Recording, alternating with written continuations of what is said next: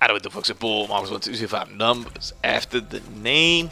Little Wasteland Wang, a little throwback action right here, man. I'm playing with the captain over here now that our schedules link up a little bit better. Putting in a little bit of work over here, and you know, talking about people now that don't play like World War II and whatnot. We go back always, man, to these old school ones, man. Black Ops Uno, you know what I'm saying? And it's kind of crazy. And this is the jungle putting in work over here. My favorite map in Black Ops 1 by miles. Remastered Black Ops 1. Saw that move. What if they? I love if they like remastered Black Ops 1. I'd cop that ish in a heartbeat, yo. I don't think it would ever happen, but it would be beautiful. And in all fairness, it kind of needs a remaster, yo. Like, it looks fine, it holds up fine, but when you start kind of looking at the textures like up close and stuff, it is a little bit murky, man. You start to see the difference of like what a new game and what an old game looks like. It's subtle. It doesn't affect how it plays at all. It's literally first world problem-ish. But yeah, you start to know and you're like, damn, remaster would have looked alright on this thing over here, man. But yeah, I mean, you go and look at I lost my train of thought over there for a second, man.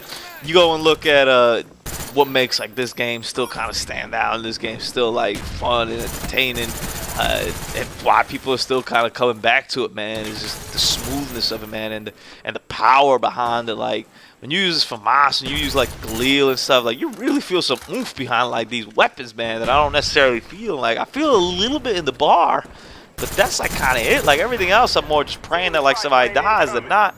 And there's also a nostalgia factor that goes into it, man, which is huge. You know, which is why I guess Modern Warfare 2 Remastered might be a thing, for example. It's just the nostalgia effect to it. But it's just really cool to go back to this game, man. Remember the things, remember your routes, remember the spawns after you haven't played it in so long.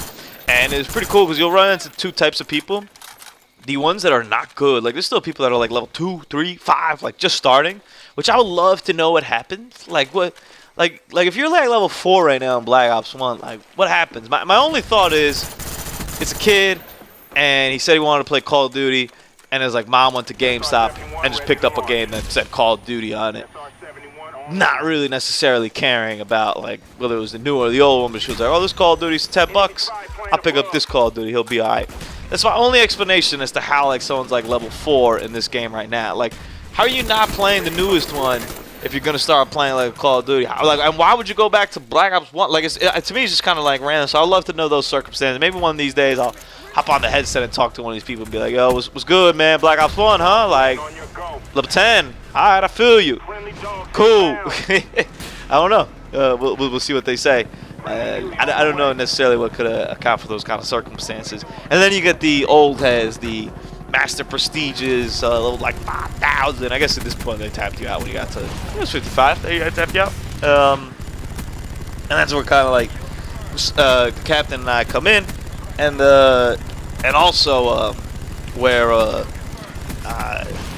like just other people have been playing the game, you know. So you'll kind of look at it. I don't know how many days I played. High 20s, I imagine this game played over the years at this point.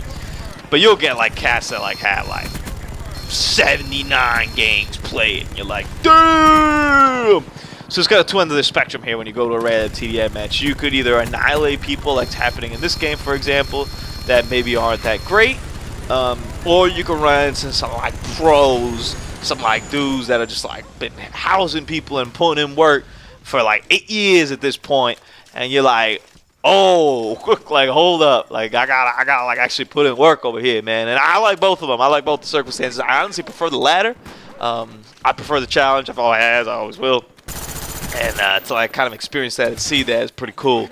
And to go back to a game that you kind of know, and it's a little bit difficult at first because although like most Call of Duty games kind of play similarly, there are differences, of course.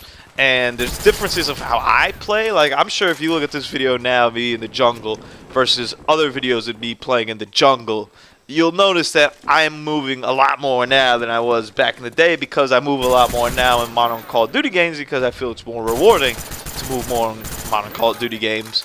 Whereas in the past, I didn't feel like that was necessarily, especially like in a mode like TDM, as rewarded. It's what I call the kill confirmed effect. Like, kill confirmed got my body moving, you know? I'm like, I pop those people, gotta get them tags, Whereas in the past, like when I would play just TDM, it's like, yo, let me stay right here in this head glitch for like 10 seconds, though, and see if somebody come through. Oh, there they are, blah, blah, blah.